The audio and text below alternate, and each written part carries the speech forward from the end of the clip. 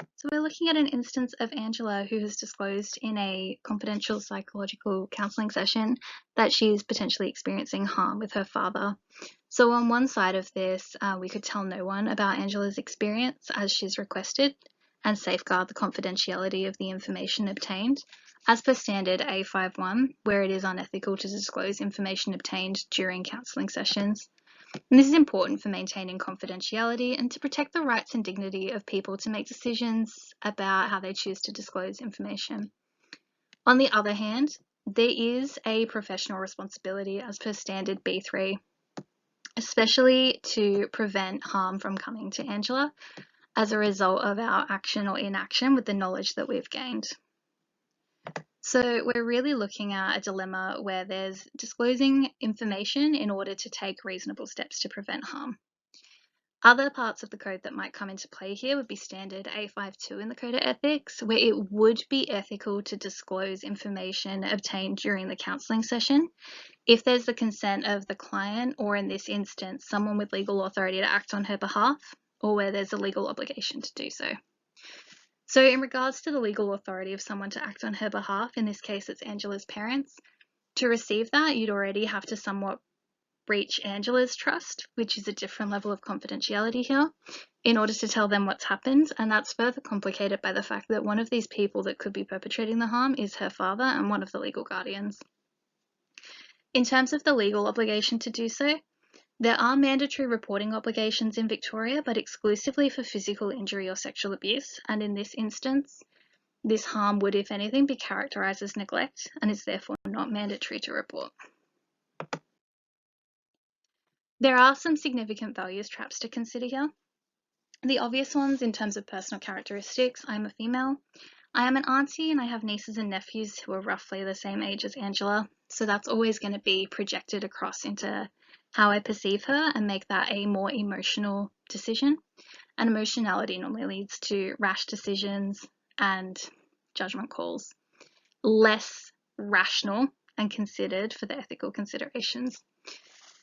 Additionally, I have an inherent belief that access to food and freedom are inalienable human rights, and I acknowledge that I was born and raised in an Anglo culture where there are certain understandings of what is and isn't acceptable punishment that tend to be lower in terms of what we allow than other countries, and there's a certain value on student achievement.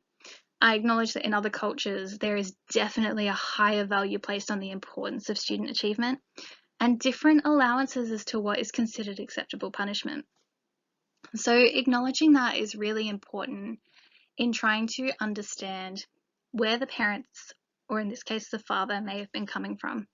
Because if I assume that he is entering this action with the same knowledge that I have, then I assume that he knows he is not acting in the best interest of Angela. But stepping back from that and acknowledging that he could be coming from a different place means that I am more open to other ways of working with Angela's father, and that can have implications for the consequences identified and the decision made. And inappropriate decisions just can happen if culturally based variables are not adequately considered. There are a lot of rights and vulnerabilities at play for all parties involved here. So Angela obviously has the most as the recipient of service in this instance. She has a right to privacy, confidentiality, justice, informed consent, competent care. And even though she's only 10, she is still entitled to all of those as much as practicable. Just means there's an additional layer in here with her guardians. In terms of vulnerabilities, she's only 10 years old, so there's no clearly defined point before the age of 18 where decision-making transfers to her.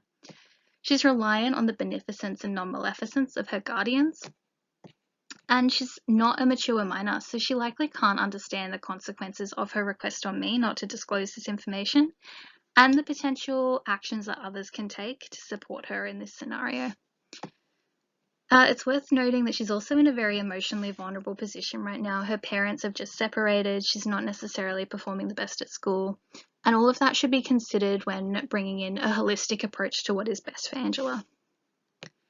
Her parents are also clients in this situation, and they do have rights in that sense. They have a right to information on Angela's care, as per C2 in the APS Code of Ethics, communication.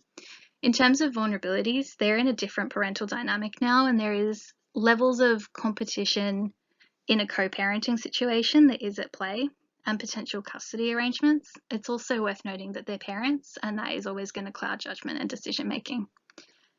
As the psychologist, we have rights to seek professional supervision or consultation, but if this does become a situation that is well outside of my areas of expertise and I'm not in a position to provide the care that's needed, there's also the right to terminate psychological services under the code and support them to transition to someone that is better placed to provide that help.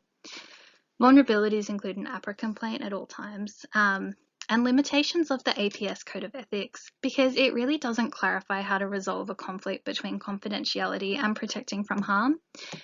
And in the case of minors, you have a reliance on guardians to resolve this. No clarity on what to do when guardians are potentially part of the harm.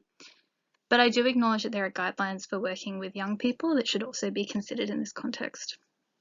Another consideration is just, are there other siblings to Angela that could also be affected by these circumstances? This is a quick overview of 2 possible resolutions, and we'll explore these further. So one approach here is really to try and achieve both, to minimise harm to Angela and also go back and re-seek her agreement and consent to not be breaching that confidentiality. So having a further conversation with Angela to explore that hesitation and clearly outline options for having a conversation with her mother, father, or both of her parents, with or without her present, and seek that consent in the first instance. So it's not required because she's not a mature minor, she's not an adult, but it is important for maintaining the therapeutic relationship. And in most cases, it's also in the best interest of Angela to have an ongoing relationship with both of her parents. And that's the other benefit of a softer approach, is working with both of them to move forward in the best interest for Angela, rather than looking at a punitive measure for her father for what has been negative actions in the past. If he has been deliberately causing harm to Angela without her best interests at play, this has the potential to further antagonize him, who will take his frustration out on Angela. In that instance, a risk is an APRA complaint for not taking immediate steps to protect Angela's health and well-being. And there's also a risk there that alerting Angela's mother to what's happened disrupts the relationship between her parents, that interparental relationship, in a way that destabilizes things further for Angela. On the other hand, you could take a stronger approach and straight up report potential child neglect to the Department of Families, Fairness and Housing and notify her parents. That is going to minimise the risk on the psychologist because you've taken the strongest possible steps to remove Angela from a potentially neglectful household. On the other hand, that completely breaches trust in the therapeutic relationship, not only with Angela, but also with her parents. In that instance, Angela is likely not going to continue to receive therapeutic care, and her parents are not likely to trust psychologists. It is harmful for the profession and that relationship. Could also ruin the relationship between Angela and her father irrevocably, and likewise antagonize Angela's mother and her relationship with the father. You are risking the potential of an APRA complaint for poor communication with the parents as well, for not trying to resolve it with them first and straight up escalating. It's also worth noting this has the most destabilizing effect for Angela in her family situation, which is already vulnerable. So if you're looking at Angela's holistic well-being, this has higher risks in that sense. And for that reason, I would pursue the first option. And I would first go back and try and have that further conversation with Angela. Seek further her detail on experience with her dad and assessing for that risk of harm and neglect.